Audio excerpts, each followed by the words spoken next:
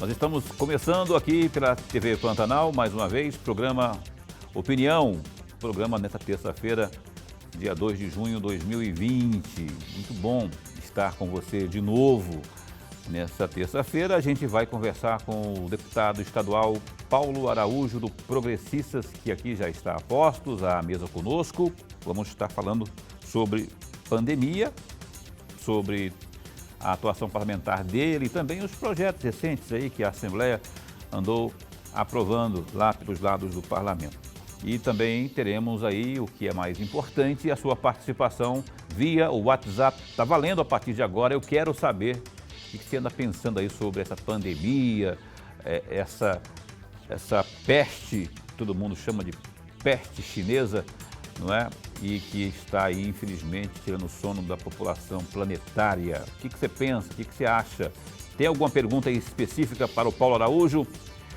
Basta mandar a sua mensagem via WhatsApp 99932-2529, o telefone está aí na tela, 99932-2529. Eu quero ouvir você, eu quero saber o que você pensa, porque o que você pensa é a opinião mais importante no contexto do Opinião, que tem também do meu lado direito, do seu lado esquerdo aí na tela, professor Lorenberg Alves, aqui é um cumprimento. Boa noite, professor. Boa noite, meu amigo Paulo. Boa noite, telespectador. Um grande abraço, mas um grande abraço mesmo por estar conosco por mais este programa. Programa que é transmitido também via Facebook, na nossa página, na página da TV Pantanal. Muito obrigado a você que nos assiste aí, tá? Boa noite também a você que nos assiste pelo gazetadigital.com.br. Paulo Araújo, que infelizmente foi acometido pela Covid, foi positivado, rapaz. Ele foi o primeiro político de Mato Grosso, pelo que eu tenho conhecimento, a contrair a Covid-19. Já se recuperou, tanto é que já está aqui, feliz da vida, ao meu lado esquerdo, ao seu lado direito aí. Deputado, bom, mas muito bom tê-lo saudável conosco aqui. Boa noite. Boa noite, Paulo. Boa noite, professor Lorenberg. Boa noite a todos que nos acompanham aqui pelo programa Opinião. Para mim que é uma grata satisfação estar aqui novamente, né? Eu estive aqui um tempo atrás para poder aí interagir diretamente com a população e com essa bancada aqui excepcional. Xará Paulo, professor Lemberg, estamos à disposição. Satisfação nossa, e eu já vou perguntando, rapaz, como é contrair a Covid? Eu não gostaria de saber jamais, e faço de tudo, né? Álcool gel, máscara, isolamento, distanciamento, aqui está 1,5 metro no mínimo de distância, né? Mas como que foi aí? Fala pra gente aí essa sua experiência aí, como foi do princípio, meio e fim da questão da Covid aí? Olha, não é nada agradável. Você receber a comunicação que você está infectado pelo coronavírus faz você refletir muito a questão da vida, né? A preocupação, ela termina sendo redobrada quando você pensa na esposa, na mãe, nos filhos, né? Você faz uma reflexão profunda, você fica imaginando que aquilo ali pode evoluir, que você pode parar num hospital, que você pode parar num leito de UTI, que você vai dormir e vai passar mal à noite, vai passar mal de madrugada. Para quem tem filho, vai ficar toda hora pensando no filho, né? Vai ficar pensando na mãe, na esposa, vai ficar pensando nas pessoas que você teve contato, né? E na preocupação de saber se as pessoas também foram infectadas. Por mais que eu adotei medidas de segurança, né? Primeiro que eu pouco circulei, né? E às vezes que eu circulei, inclusive eu utilizei todos os métodos de segurança, andava com álcool gel, andava com máscara todo o tempo, né? Evitava aí as reuniões e mesmo assim mantinha um distanciamento, né?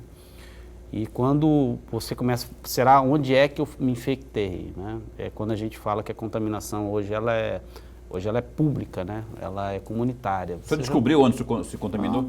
Não descobri. Eu fui no aeroporto, eu fui em tal lugar, não teve essa conclusão? Não tive. Teve outros colegas da Assembleia também que foram infectados, né? Mas você não sabe exatamente, até porque esses outros colegas que foram infectados, fazendo uma recordação, pouco eu tive contato, né? Por mais que dividia o mesmo ambiente, mas eu tive muito pouco contato, ou mantinham um distanciamento, até porque uns pegaram, outros não pegaram, né? Ou pelo menos os testes foram negativos, né? Porque eu levanto, inclusive, o questionamento com relação à qualidade dos testes que estão sendo produzidos. Eu, por exemplo, fiz mais de 10 exames, né? Mas o primeiro meu deu positivo para o Covid, os demais todos deram negativo, né? Fiz, logicamente, que eu fiz o teste padrão ouro, que é o RT-PCR. Mas aqueles testes rápidos de farmácia, aquilo ali é pura enganação. Você acha que não funciona? Não, absolutamente estou afirmando. Aquilo ali é pura enganação. Tem muitos gestores que desesperaram no primeiro momento para comprar teste rápido da China. Aquilo ali deveria ser proibido a sua comercialização. Eu tinha uma caixa lá com mais de 100, eu fazia 4, 5 por dia. E todos eles, em todos os momentos, deram negativos, né? Ele só identifica depois do 7º dia. Depois eu fiz do 5º, do 6º, do 7º, do 8º, do 10º. Só negativo? Não, todos, né? Todos. Fora alguns exames que eu terminei realizando em alguns laboratórios também que deram negativos, né? Sorologia. Então, são situações que terminam preocupando também a qualidade desses exames, né? Será que esses exames que estão sendo realizados para as pessoas, eles têm um padrão de qualidade? Hoje você não consegue. A coisa está tão fora do normal que você não consegue hoje aferir. O que eu posso te garantir é que, pelo menos esses testes rápidos que eu adquiri, né, que foi uma caixa de teste rápido da China, um produto chinês, né, eles, pelo menos no meu caso, ou o PCR inicialmente deu falso positivo, ou todos os outros que eu fiz deu falso negativo, né? Então, é mais uma situação que a gente deve se preocupar. Até falei com o governador, falou, lá no começo comprei 20 mil, eu falei, pois o senhor não compra mais nenhum.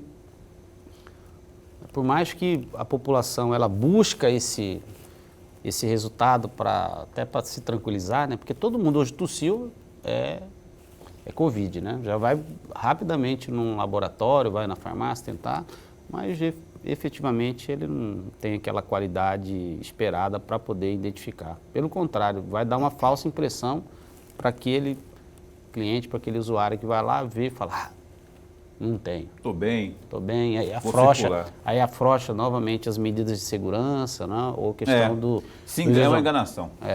Não, pura enganação. Professor, por favor. Antes de mais nada, eu quero registrar aqui, nós queremos registrar a alegria de vê-lo vencer o vírus. Não é uma batalha fácil. Não é não. Mas, deputado, se o senhor pudesse sugerir ao nosso telespectador que ainda não pegou o vírus, o que o senhor sugeriria para cada um dos nossos telespectadores? Professor, primeiro, muitos não acreditam no Covid. Ou não acreditavam. Hoje ele é realidade, hoje ele está circulando. Hoje a contaminação, ela é comunitária. Para isso, gente, e eu sou testemunha disso, você precisa se cuidar, adotar medidas de segurança. Eu não posso ficar em isolamento. E a gente entende. Eu, por exemplo, defendo a ciência. Tem outros que defendem o lado econômico, que também está conflitando diretamente com a ciência.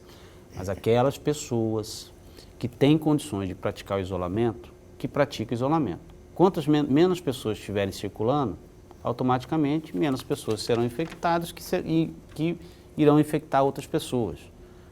Usar máscara, precisa usar máscara.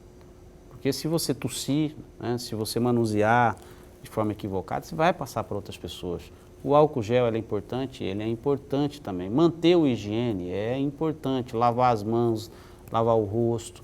Então, essas práticas mínimas de segurança, elas são aconselháveis para que você possa evitar de se infectar, né? Possa se infectar e de infectar os demais, né? Então, é importante para você, população que está nos acompanhando. A coisa é séria. E precisa, sim, adotar as medidas de segurança necessárias, mesmo que você não tenha condições de praticar o isolamento, né? que é a estratégia mais recomendada para poder diminuir o melhor remédio.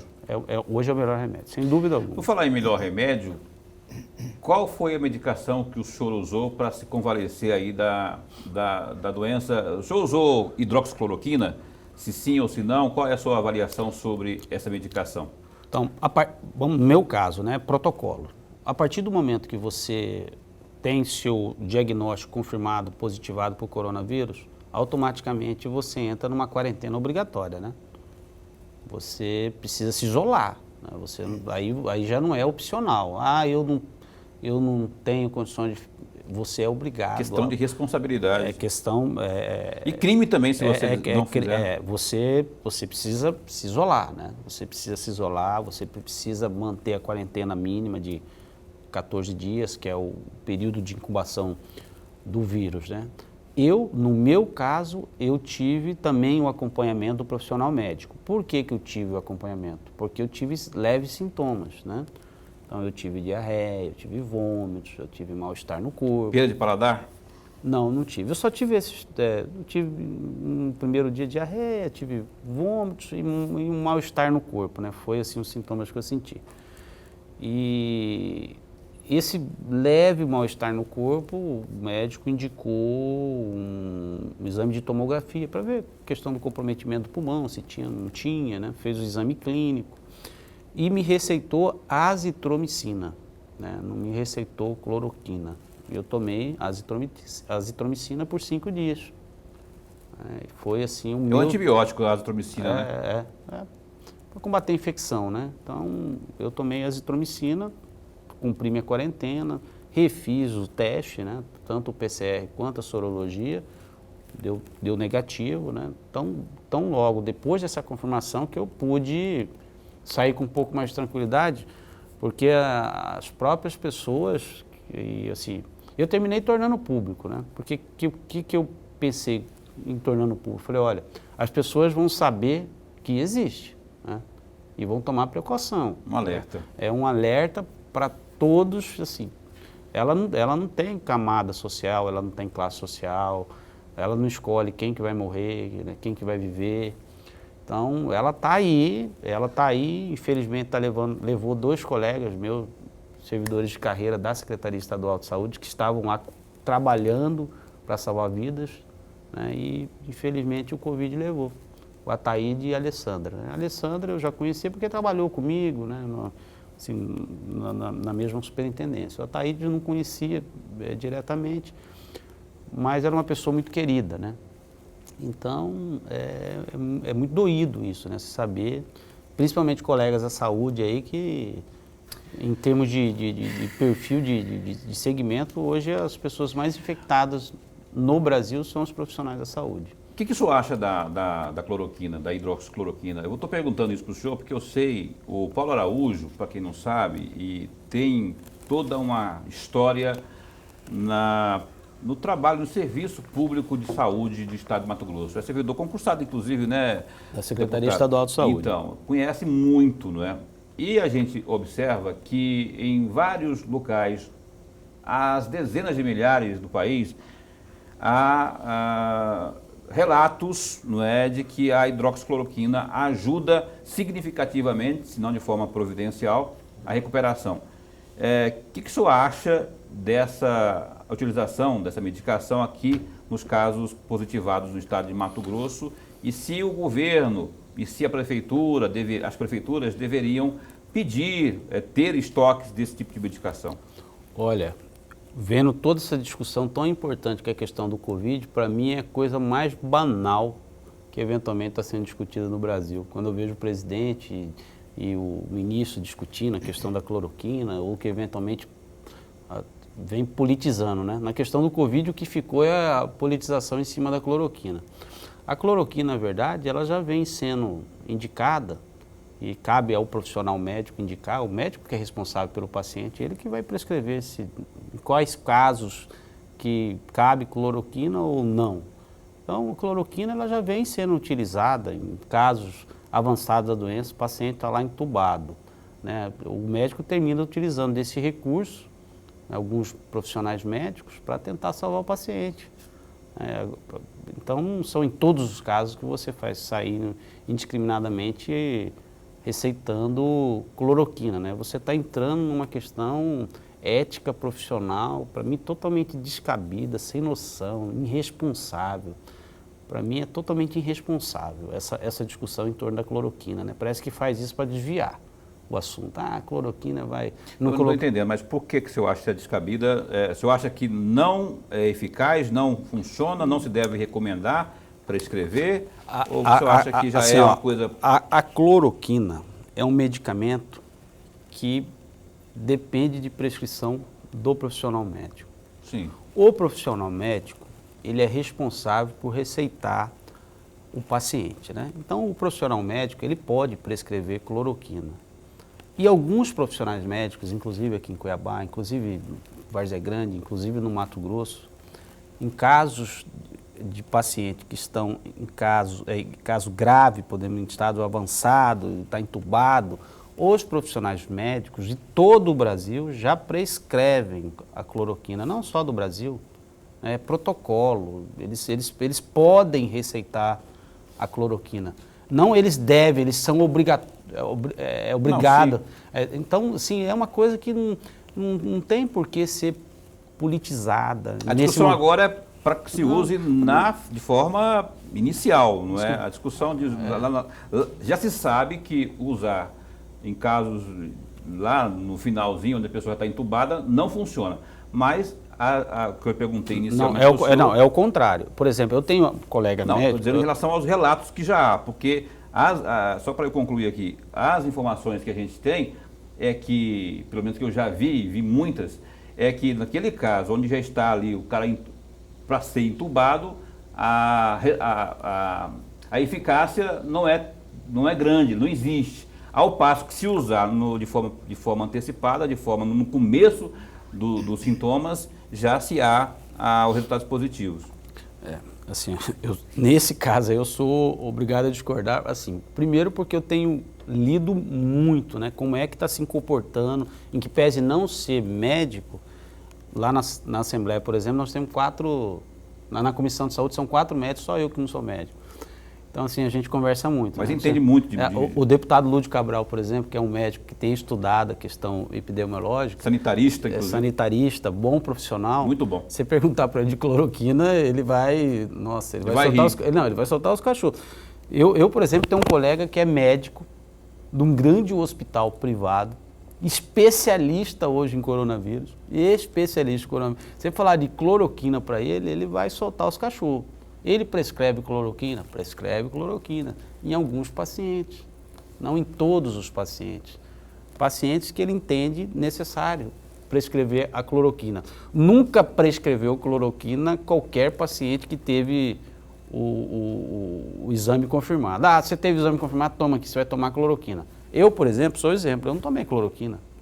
Muitos pacientes que estão aí, eu conheço vários, foram infectados, nenhum tomou. Mas não porque eu só tenha recusado, mas eu falo... Não, é isso foi que eu o médico que teve prescrever medicamento é ato médico.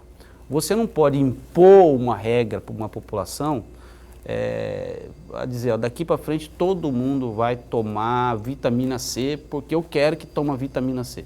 Aí você pega o profissional médico lá, que estudou tanto tempo, né, e fala assim, ó, vitamina C para você não é recomendável, porque vai dar o efeito contrário daquilo que você deseja. Para você é melhor tomar vitamina D, porque você está... Entendi. Então, tem discussão... Mais claro do que isso não tem. Ele colocou o posicionamento claro, é bom que o senhor tenha colocado esse posicionamento aí, porque é uma situação que tem muitas divergências, né, e aqui está o posicionamento claro do Paulo Araújo sobre a hidroxicloroquina.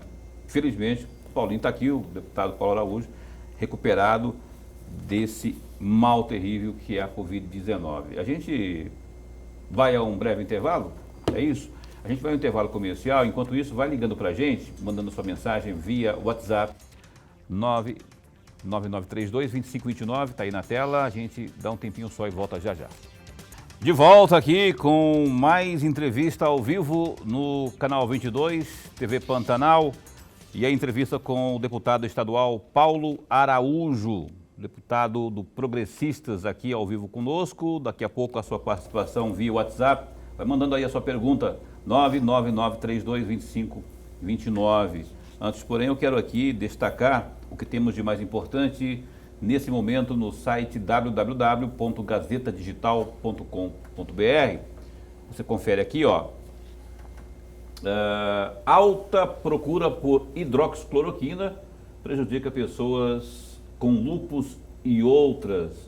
Pacientes que fazem tratamento com hidroxicloroquina relatam preocupação com a falta do medicamento no mercado. Há pelo menos 2 meses o remédio não consta nas prateleiras das principais farmácias, o que aflige pessoas que fazem uso contínuo da medicação e precisam dele todos os dias. Por exemplo, a jornalista Sandra Amorim tem lúpus, doença inflamatória autoimune. Se não tratada, pode afetar múltiplos órgãos e tecidos, como pele, articulação, rins e cérebro, além das doenças autoimunes. Cloroquina pode ser utilizada no tratamento da malária e artrite reumatoide. Mais algum destaque aqui? Vamos ver também no Gazeta Digital. Shoppings reabrem nesta quarta-feira sob várias medidas de segurança. A Prefeitura de Cuiabá formalizou termo de compromisso com os representantes dos shopping centers e do shopping popular da capital. O documento foi assinado nesta terça-feira e institui obrigações que os estabelecimentos comerciais devem cumprir para minimizar os efeitos da propagação do novo coronavírus. Tem também, qual que é o outro que está em destaque aí? Lei só obriga desconto de 5% nas mensalidades escolares. As instituições de ensino privado deverão conceder descontos de 5% nas mensalidades, de acordo com a nova lei sancionada nesta terça-feira, dia 2, de autoria da deputada Janaína Riva, do MDB. Os descontos devem ser mantidos até o período de suspensão das aulas por conta da pandemia do coronavírus. Só achei pouco por 5%, né? Deviam fixar aí, eu sei que pode chegar a 30%, mas deviam fixar em 30% no mínimo. De qualquer forma, já é um grande avanço aí. Eu queria, antes de passar para o professor Lorenberg, aproveitar esse gancho aqui, Paulo Araújo.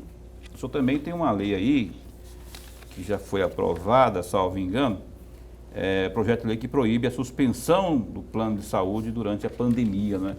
Já foi aprovado, salvo engano? Foi aprovado já. Foi para sanção do governador. Como que diz, na verdade, o conteúdo dessa lei sua? Nós estamos vivendo num período de pandemia.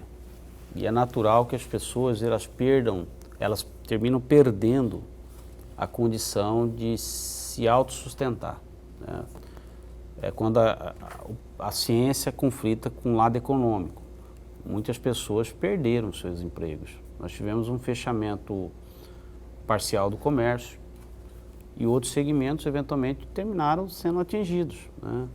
Consequentemente, a pessoa que tem um plano de saúde, ela termina não conseguindo honrar os seus compromissos mensais, né? E automaticamente o plano de saúde vai lá e suspende temporariamente o seu atendimento. E o que nós gostaríamos de disciplinar nesse projeto de lei é que neste período de pandemia, essa suspensão, nós não estamos falando que ela não vai poder continuar cobrando, né, do usuário, mas que neste momento, e é um momento onde a gente precisa inclusive das empresas, e que as empresas também têm um lado social, elas evitem, neste caso são proibidas de suspender o atendimento do usuário que se encontra inadimplente com dívidas contraídas no período da pandemia. É isso que disciplina, é proibido suspender o atendimento do cliente nesse período de pandemia. Professor. Deputado, o senhor também destinou cerca de R$520 mil para a compra de 5 ambulâncias. Uhum. Os beneficiários eram, ou são, Nova Chavantina, Nova Olímpia, Matupá, Conquista do Oeste e Alto Paraguai. A minha pergunta o governador já liberou essas emendas e essas ambulâncias já foram compradas e distribuídas para os municípios indicados pelo senhor? Não, nenhuma. Nenhuma emenda até então que eu tenha conhecimento de nenhum deputado foi liberada, inclusive as minhas, né? A não ser que eventualmente teve liberação de emenda de deputados, né? No meu caso, não. Não só esses casos, né? Todas as minhas emendas, nem da saúde, nem destinadas à área de educação, nem destinadas, nenhuma das destinações de emendas que eu fiz foram liberadas, nenhuma. Desculpa, Paulo. Eu peço desculpas. Nesse momento agora, essas ambulâncias seriam importantes para os municípios? Estou falando nesse momento da pandemia. Então, esses municípios, e aí são vários municípios, a gente tem que entender que a maior parte deles continuam transportando pacientes normalmente, né?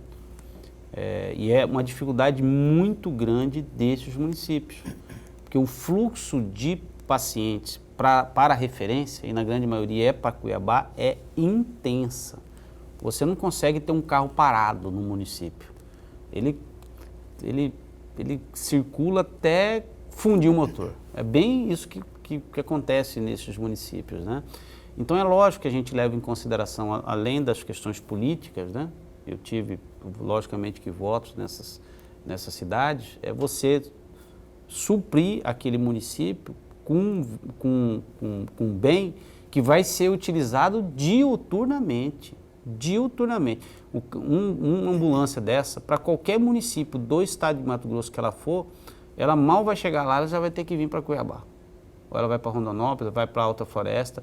Talvez seja hoje o bem da saúde que seja mais utilizado, fora o centro cirúrgico dos hospitais públicos, seja a ambulância. Você não vai ver ambulância parada em pátio de prefeitura. Isso eu te garanto, lhe garanto, né? Por mais estruturada que seja a prefeitura, dificilmente você vai ver uma ambulância parada um dia. Ela só vai estar parada se ela tiver com câmbio, com motor. Mesmo se ela ainda estiver estragada, se tiver com pequeno defeito, ela vai funcionar até... Tem que ser no tranco, até parar, até ela não conseguir mais andar, né? E você pode ver que esses municípios que eu terminei indicando são municípios que não têm um orçamento considerável a ponto de poder comprar com recursos próprios, né? Então a gente termina utilizando, logicamente, o critério político, mas também o critério técnico. A gente vai lá, eu vou dar, senão a gente não recebe um pedido de lá, né? Tá dando porque tá precisando, né? A gente tá indicando porque necessita. E a situação do Paulo Araújo muito se assemelha dos demais 23 deputados, porque há esse direito que os deputados têm, que são as emendas impositivas, não é? Entretanto, por conta dessa situação econômica, que aliás o governo alega, está difícil de liberar as emendas. São são 5 milhões cada deputado?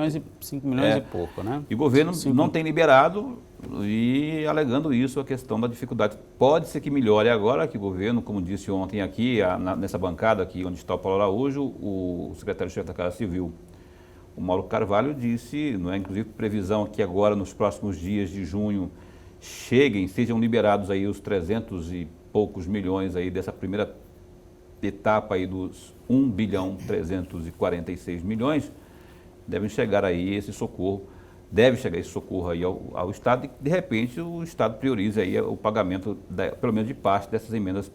Porque os deputados precisam, não é, deputado? Porque lá na sua respectiva base, no caso o senhor aqui em Cuiabá e tudo mais, mas o senhor também tem, politicamente, relação com municípios do interior.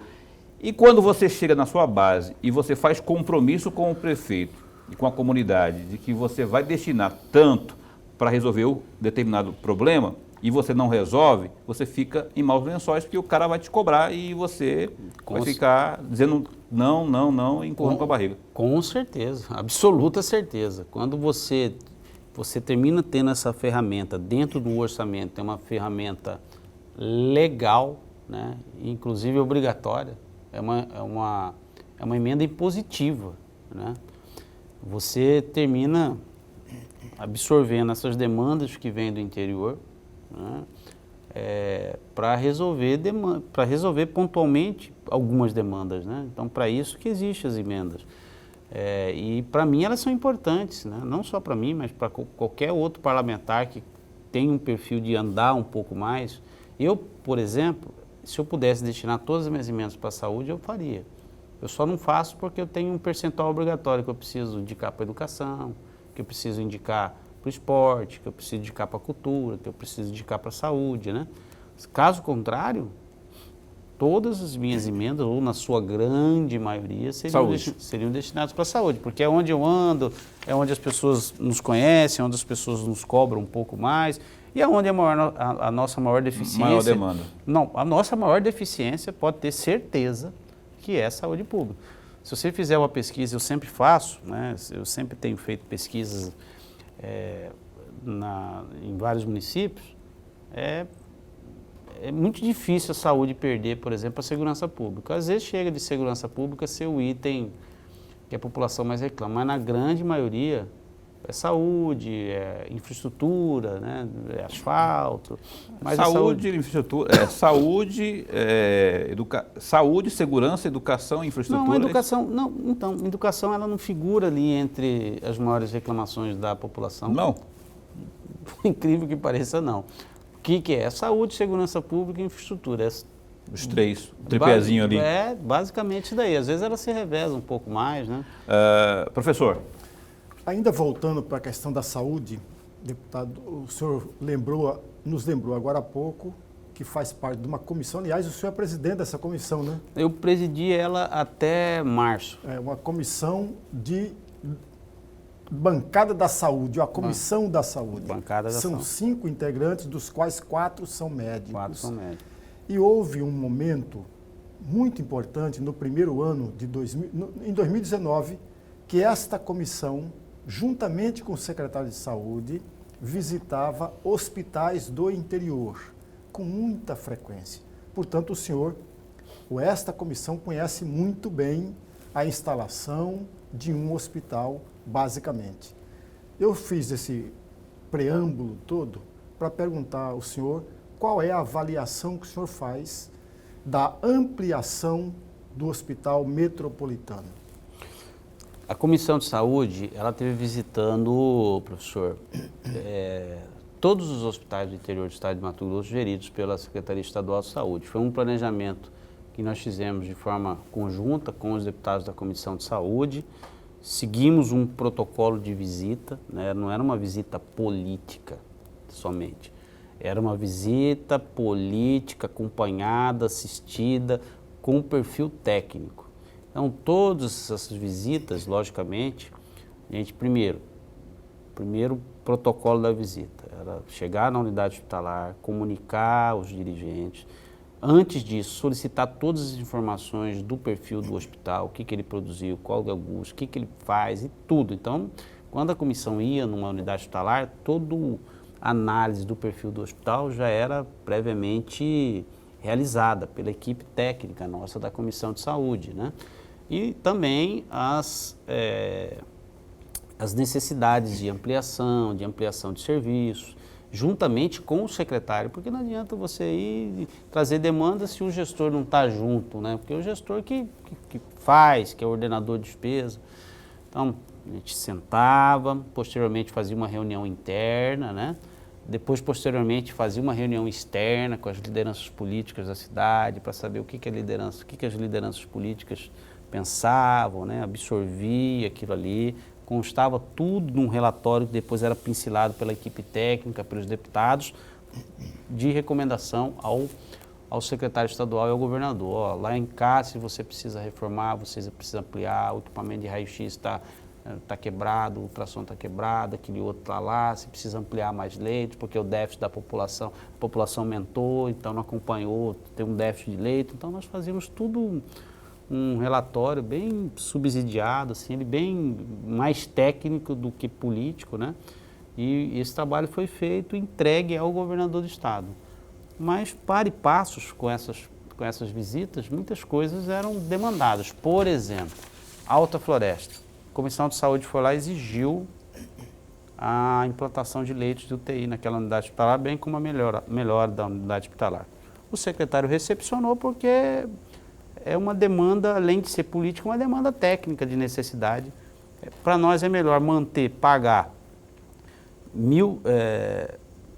são R$ 1.600 por leitos, né? Hoje, né? Com a política. Você pegar vezes 10, vai dar 16 mil por dia, né?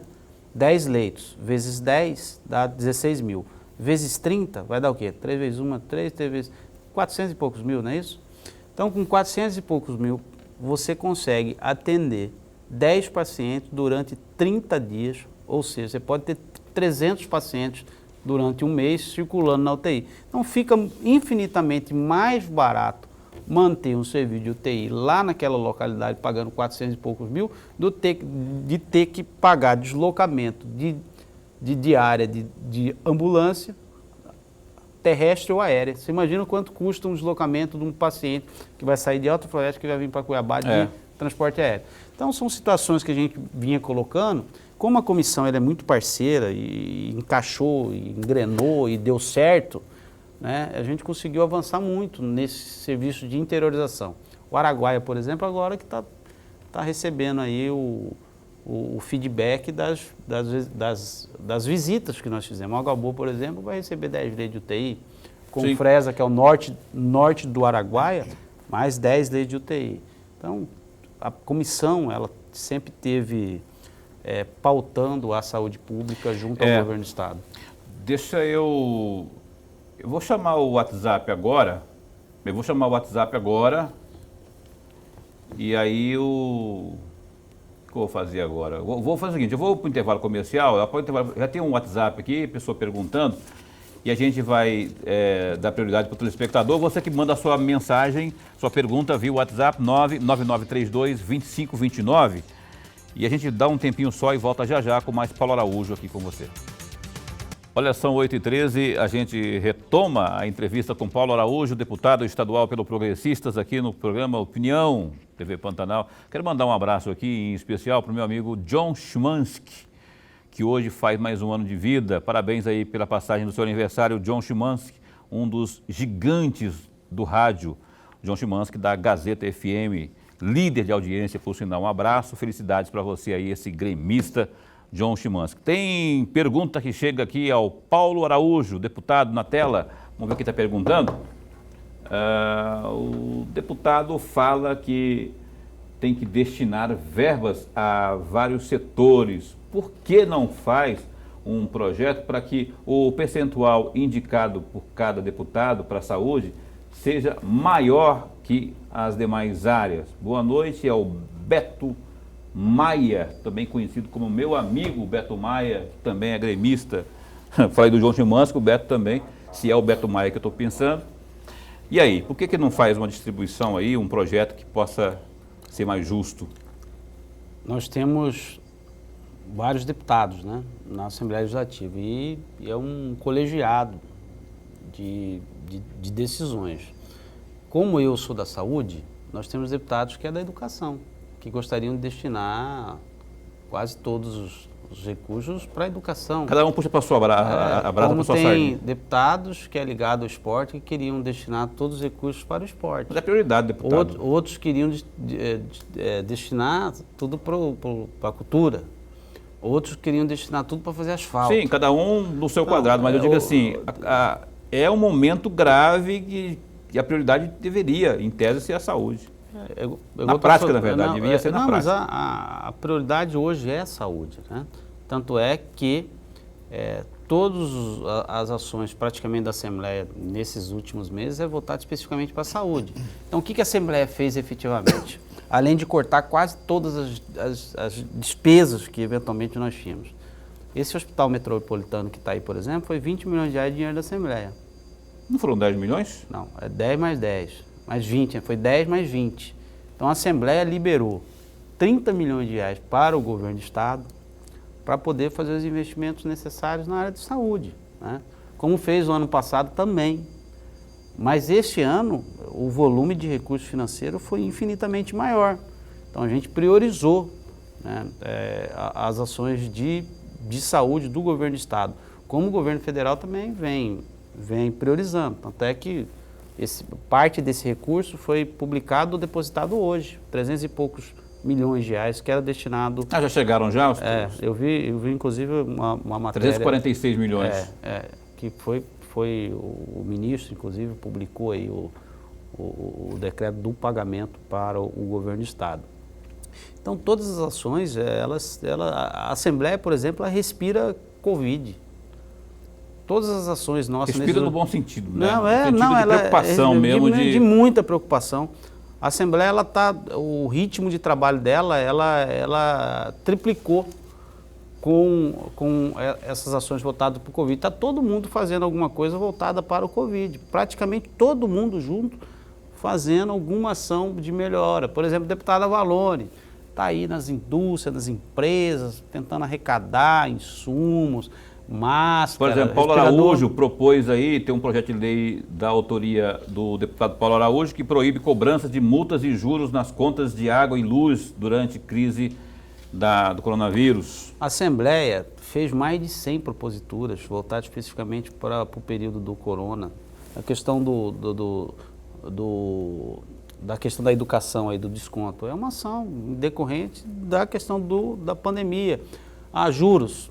A gente sabe da relação contratual que as empresas têm, mas juros e multa, água, luz, né? Empresas que prestam serviços, empresas são concessionárias de serviços públicos, né? Não é para todas as empresas, que proíbe cobrança de juros e multas, ou seja, luz, água, né? De proibir. Justamente por conta da pandemia. As pessoas hoje têm condições de pagar energia elétrica? Todo mundo tem condições de pagar energia elétrica? A gente tem um projeto também para proibir cortar a energia elétrica. Não, mas é proibido. Está proibido? Proibido. Nesse momento? É, proibido. Corte de energia elétrica é proibido. Chupa Energisa, não pode cortar. Mas pelo menos enquanto durar essa... Tem uma participação também aqui via WhatsApp, mais uma, vamos ver quem está perguntando aqui para Paulo Araújo. Boa noite, Paulo, professor e também deputado. Minha pergunta... Como o deputado avalia o comentário do governador que diz que Cuiabá não criou uma vaga sequer de UTI? A pessoa não se identificou, talvez porque não quisesse, mas eu recomendo que você, quando mandar mensagem para cá, mande aí o seu nome, um pseudônimo, para que a gente possa direcionar aqui. Professor, deputado, o que o senhor acha dessa declaração do governador aí? Hoje nós tivemos a reunião da Comissão de Saúde, né? E eu que terminei presidindo ela, porque eu estava aqui, o presidente, que hoje é o deputado doutor Eugênio, está em Água Boa, o Lúdio estava distante, o Ximenes estava na região de Cáceres e o doutor João estava numa reunião com o governador. Aí perguntaram para mim, Paulo, você que tem uma relação aí boa, né, tanto com o prefeito quanto o governador, e nessa situação, essa briga aí da saúde. E eu posso falar assim com uma certa experiência, porque eu fui superintendente numa época em que o governo brigava também com o prefeito da capital. E a saúde pública, infelizmente, ainda mais num momento tão ruim desse, é lastimável ver uma briga de gestor, tanto do estado quanto do município, a ponto de nem se conversarem. Então, o resultado disso aí é o paciente, é o cliente do sistema público de saúde que vai sentir na pele. O sistema público de saúde é tripartite. Nós já temos uma dificuldade imensa de poder prover as condições necessárias para poder garantir a saúde pública. Aí você tem os dois maiores gestores, tanto do estado quanto do município, brigando, o resultado disso, você pode ter certeza que não vai ser bom na ponta. De todo modo, a pergunta continua sendo... Eu queria até que o senhor avaliasse isso, não é? Porque, de fato, não se tem informação, pelo menos às claras, pode até ser que ele tenha tomado providência nesse sentido, mas a gente não sabe de criação de implementação de UTI aqui no estado, aqui na cidade de Cuiabá, por parte do senhor prefeito Manuel Pinheiro. Eu queria só que o senhor dissesse isso. Só finalizando, eu não tenho condições técnicas, não vou ser aqui irresponsável de afirmar uma coisa que nós não fizemos diligências, né? Então, a partir do momento que nós recebemos uma denúncia gravíssima, que foi a denúncia, o secretário, na verdade, fez uma denúncia grave, né? Que foi rebatida pelo secretário municipal de saúde. Qual que foi a providência? Quem sugeriu, que foi, inclusive foi aprovado pela comissão, falei, olha, acabou paciência para ficar vai lá, vai cair, eu não vou mais fazer isso. Então nós vamos fazer uma convocação, porque são 2 gestores que têm que ter responsabilidade com as informações. Vamos convocar todo mundo, vamos trazer todo mundo para cá na segunda-feira, às 8 horas da manhã. Agora, segunda-feira. Está marcado? Está marcado. Convocação. Não só essas informações. A qualidade dos respiradores que foram adquiridos, são respiradores que podem ser utilizados para o Covid, né? Entre outras ações, com os 2 gestores, sentar de forma republicana, responsável, sem baixaria, sem agressão, e a mesma coisa ao gestor de Cuiabá. O senhor recebeu parcela, quantos leitos de TI foram habilitados, você habilitou, você comprou respirador, você se desabilitou outros leitos para poder fazer esses leitos, você remanejou, o que você fez? Você usou você arrumou aqueles respiradores que estavam estragados, pronto-socorro antigo lá, que você tinha lá, tinha 28 respiradores. Então, é isso. Está marcado então, ó, queria ser o mosquitinho para estar lá, para ver o que vai virar. De um lado, Poças de Carvalho, que é o secretário municipal de saúde, do outro lado, Gilberto Figueiredo, secretário de Estado de Saúde, tentar achar um denominador, tomara que saia esse denominador e tomara que tenhamos aí a explicação às claras sobre investimento à saúde municipal aqui do município de Cuiabá. Mais um zap, mais uma pergunta via WhatsApp para Paulo Araújo, vamos ver quem pergunta. Boa noite, meu nome é Giovanni, moro em Cuiabá, no bairro Praeirim. Gostaria de fazer uma pergunta para ele e sobre as outras doenças, a diabetes, a pressão alta, que eles cortaram as agulhas dos postos de saúde, as agulhas de insulina que eles cortaram nos postos de saúde, como que fica os remédios de pressão que eles tiraram, já faz mais aí de ano, isso aí foi corte também. Eu sou cadeirante, tenho a diabetes e estou na área de risco e só estou pensando nessa doença Covid-19.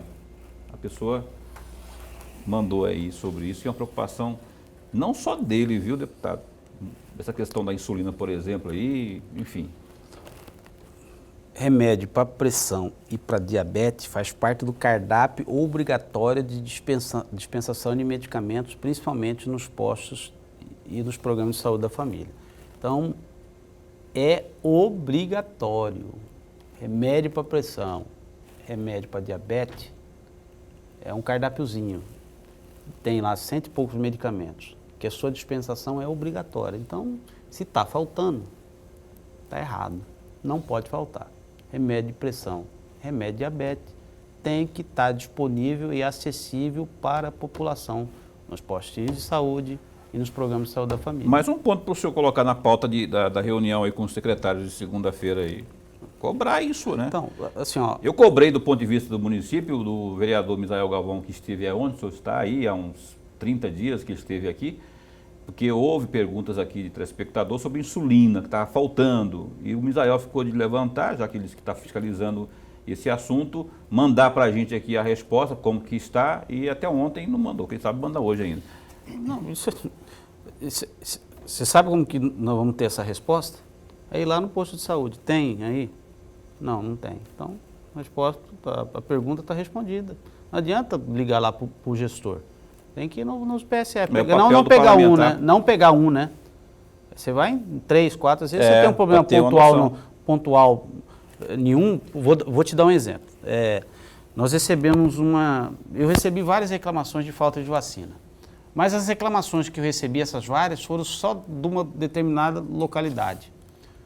Aí eu fui procurar saber, fui lá no local.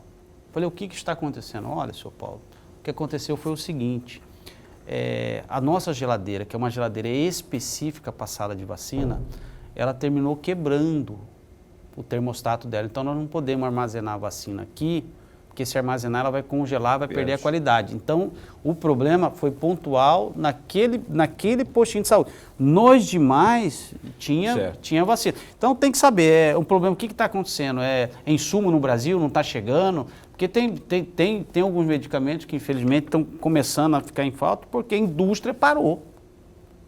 A indústria que fabrica determinado medicamento parou porque teve casos de contaminação em massa e reduziu. Sim. Então, mas assim, eu posso facilmente verificar essa situação da indústria. Por favor, coloque isso também, a pauta lá de segunda-feira para saber. Não, isso também. aí não precisa até ser já segunda-feira. Já consta lá, né? Não precisa ser até segunda-feira, não. Porque estão várias formas de você. Você pode, inclusive, falar para o gestor, né?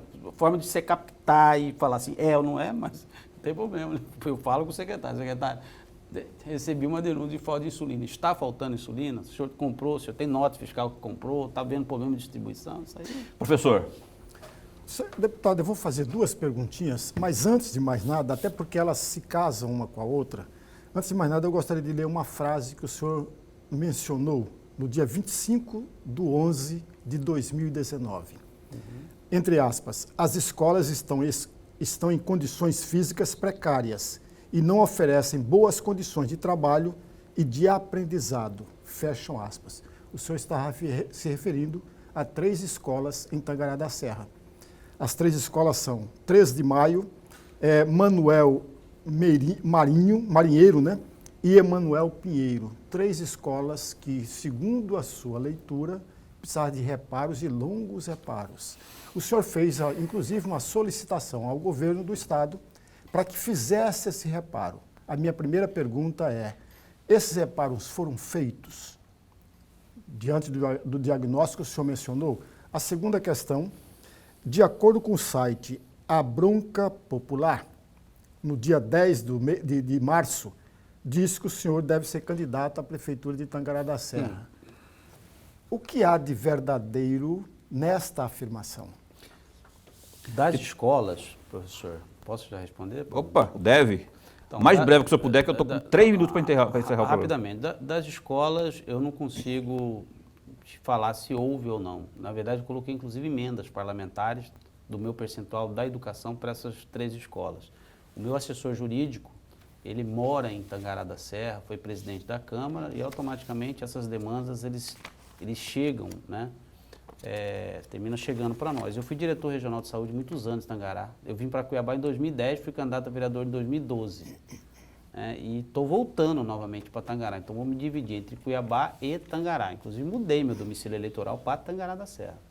Meu domicílio eleitoral é de Tangará da Serra hoje, né? Então... Continua lá em Tangará? Não, mudei meu domicílio eleitoral. Meu domicílio eleitoral é Cuiabá, né? Tanto é que você mudou para lá? Tanto é que eu disputei as 2 eleições aqui. Eu morava em Tangará até 2010. Eu vim definitivamente para Cuiabá em 2011, fui candidato a vereador em 2012, terminei assumindo, depois eu me reelegi e agora estou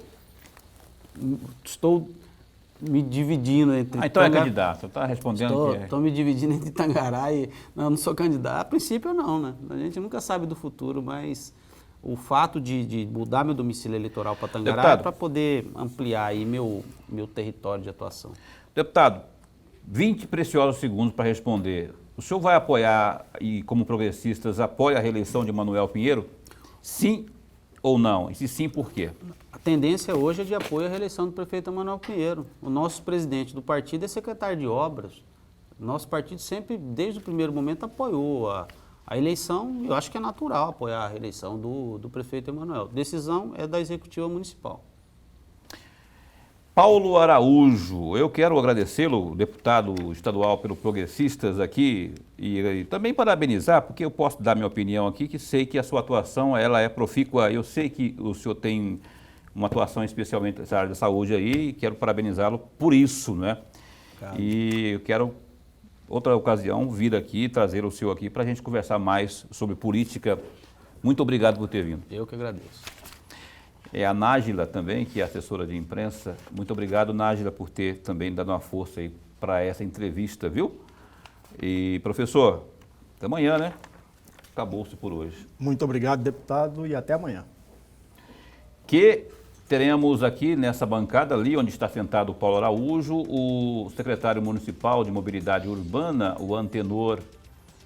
É Antenor Figueiredo? É Figueiredo, né? Eu sempre esqueço o sobrenome dele. Falei com ele. Passou tão rápido, né? O Antenor vem aqui amanhã, você já prepare isso aí, porque vai ter muito assunto interessante nessa entrevista com o Antenor Figueiredo nessa quarta-feira. Era isso. Fica bem, fica com Deus também.